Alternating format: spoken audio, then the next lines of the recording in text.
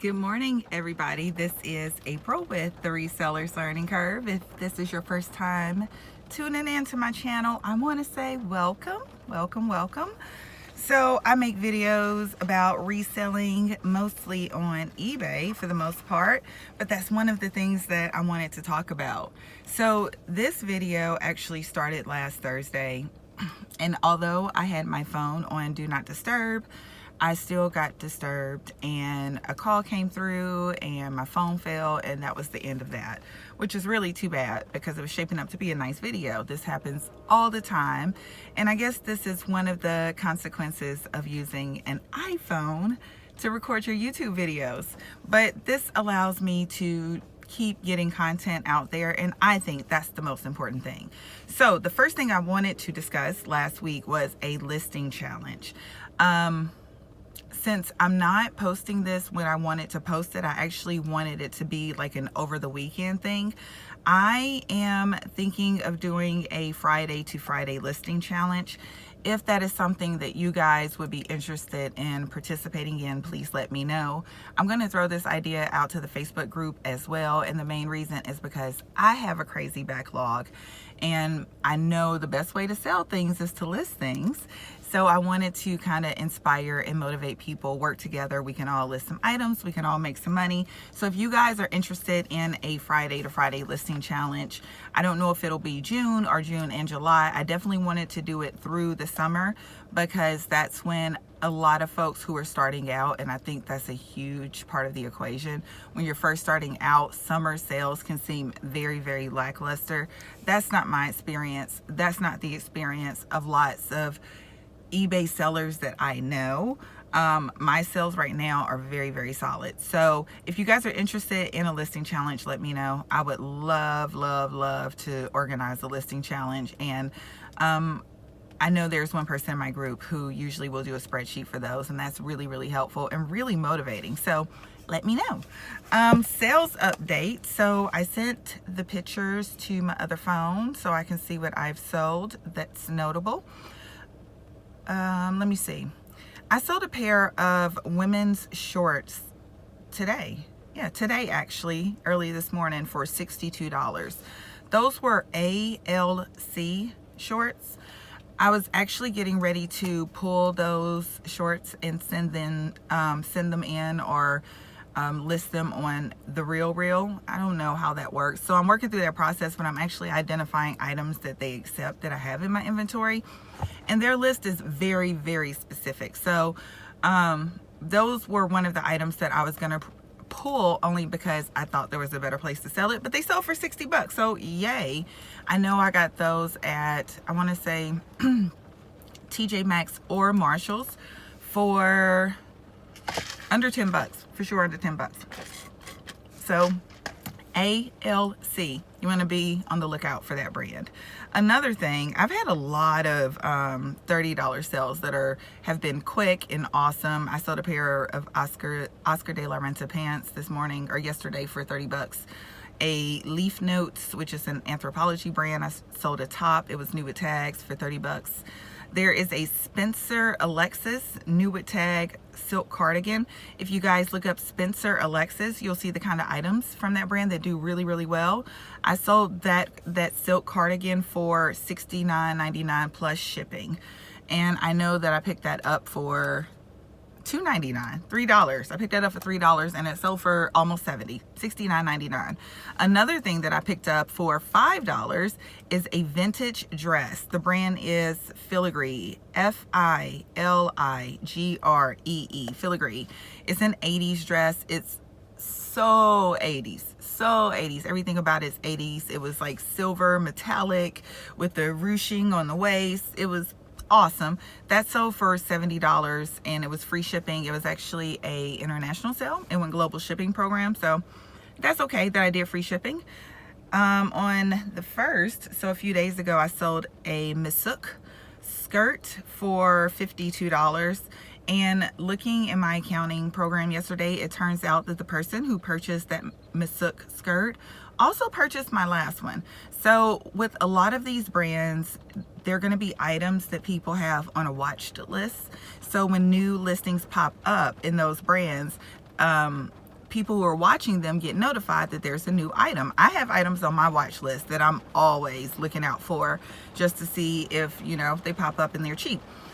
Most of them are personal items. Very few these days are for resale, but it used to be that my watch list was mostly items that I would buy on eBay and flip on Amazon. So yeah, the Sook skirt, it actually took probably about a month to sell. It did not sell right away, but it sold. I sold a Ralph Lauren black label silk tie new with tags for $82. That might sound like an amazing sale, but I'm absolutely positive that I paid like $35 for that tie. It was at TJ Maxx for a really, really long time. Markdown started to happen. This tie wasn't really being marked down, so I actually took it to the register and asked that a manager call me. I don't remember the exact price, but I know it was in the $35 range. So that Ralph Lauren black label silk tie, it was pink, solid pink, like a really pretty shimmery, it's black label, you already know. That sold for $82, so that was pretty awesome. I sold a pair of Hudson women's pants for $49.99. Hudson is something that you can definitely pick up at the TJ Maxx, Marshall's clearance for pretty cheap, but you have to wait. And then when you wait that long, the sizes are going to be super, super tiny. That's just the way it works. That's the way it goes. If you want a better selection of sizes, you could go in like now, but those pants are going to be pretty expensive. I know the Hudsons that I've seen at Marshall's recently are like $29, which I would not buy jeans today at $29 for resale. There was a time that I did buy jeans at $29 for resale, but just where I'm at in my business today, I wouldn't do that. But when they get down to like 10 or 15 bucks, I'll buy those because they do sell. They're not a super quick sale, but they do sell for good profits. Yesterday I shipped out a John Varvatos suit for $89.99. I got this suit, I want to say it was over in somewhere I haven't been in a long time.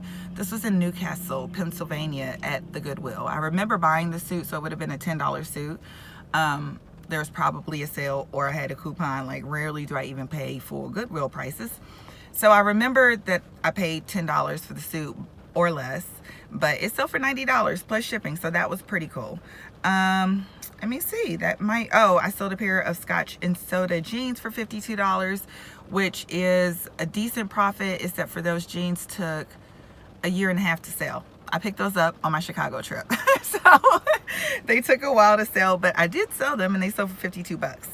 Looking here, I sold a Puma Dortmund BVB jersey. I got this at Goodwill. It was probably $4 bucks. That sold for $39.99. I also sold a cardigan. The brand is GSUS Cindries. It was a red cardigan that sold for $40. I sold a pair of Eileen Fisher pants that I got new with tags for $11 at a consignment store for $59.99. And those actually sold super, super fast. They sold within a week or two. So there's actually more. There's more in the past week, but that feels like enough. So sales update. I mean, obviously sales are decent. They're decent. Apparently from a month ago, my sales are up 10%, and from a year ago, they're up 25% or so. So that's really, really good. But you have to be very leery of the sales information that eBay gives you, because it's category specific. Like, it's not for all of your sales. It's for categories where they see that you sell the most. I don't know if it's the most then or the most now, but you definitely want to dig into those numbers to get a clearer picture of what you're actually doing comparatively. But as of right now, what I know for a fact is that my sales are pretty decent. They're pretty good. So the other thing I wanted to talk about is I had a really, really exceptionally large clothing backlog, like a crazy, crazy clothing backlog. And so I decided that I needed to just get some of these things out. One of the things that I've been doing is local consignment stores. That's like the number one thing that I've been doing. And I think I mentioned that previously, that I was consigning some of my items to my favorite, Penny Pinchers, my favorite consignment store. So mostly the clothes that I take into Penny Pinchers are new with tags items. the bulk of them are women's items, but I happened to be in a store one day when a gentleman was pretty upset that there were so few men's items, so I started taking in some men's items as well. I don't know how my things are doing overall. I do know that for my first payout, I did okay.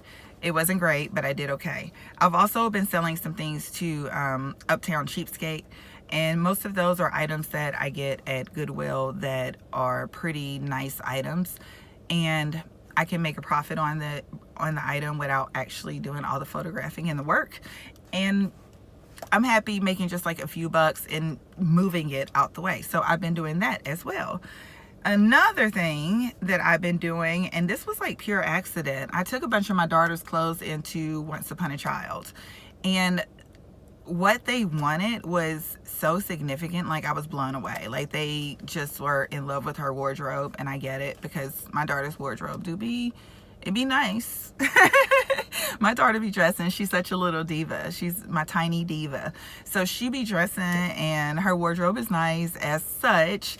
I've really been taking a better look at the children's consignment stores. Online, I am starting to send some things into ThreadUp. And the reason I'm sending things into ThreadUp is because I know other resellers that have success with ThreadUp on items that they can't otherwise move on eBay or Poshmark or anything else. So, because of the way that I'm wired, you guys know that I always say research will save you. I did not send anything, just any old thing, into ThreadUp. I sent in brands that, number one, they say they take. Number two, I sent in brands that they tend to price mid to higher market. And those are the items, and I basically did a Google search and I would type in the brand and ThreadUp, and then I would go to shopping, and then I would look and actually see what those items were selling for on ThreadUp. The ones that were going for really, really good money, I decided to send those in, and I've actually ordered 2 more clean out bags because by the end of this month I would like for my workroom to be at the very least free of clothing. So that's another thing that I'm doing. As I mentioned earlier in the video, I'm also pulling some items and setting aside some items to send those into the Real. Yesterday I was waiting in a doctor's office. I had some spare time, so I went through their designer list, and I actually went through the trouble of highlighting the brands that I either know that I come across or the brands that I have on hand, so I can see about selling some of those items on the Real because they get top dollar for the stuff that they sell. So I'm willing to take a commission on that. I was also thinking for the programmers, creators out there, maybe we could think about creating like a database, and you can input the item that you have, whether it's the brand, the size, the condition, whether it's new or used, and possibly get back a result that tells you the best place to sell that item online. Because obviously all platforms are not created equal, and all platforms are not going to do just as well in every single brand. So that's something I was thinking about. It's not a project for me, not what I do, not my strong suit, but it's an idea. So in the month of June, I would like to do a listing challenge that would have everybody getting up 50 new listings. So if you guys are interested in that and how it will work, let me know. And maybe we'll have a prize involved, like the person who, it wouldn't necessarily have to be the most listings, but maybe we would figure out a way to have like a reward system for actually accomplishing goals. The other thing I want to finish by the end of this month is my storage unit, which I think is a lot better, but I still have like half of the unit that needs to be done. And the third thing that I'm focusing on is in June is what I've mentioned before, which is essentially expanding my business, selling more items in consignment, selling more items on online websites that are essentially consignment, and just my personal shopping, which continues to be a very, very good aspect of my business. I want to also focus on that a little bit more. So the sun seems to be coming out, thankfully. That's pretty awesome. That's all I have for you guys today. Happy Tuesday. I hope to talk to you soon, and let me know if you want to do that listing challenge. If so, we'll get it started this Friday. All right guys, have a good day. Bye.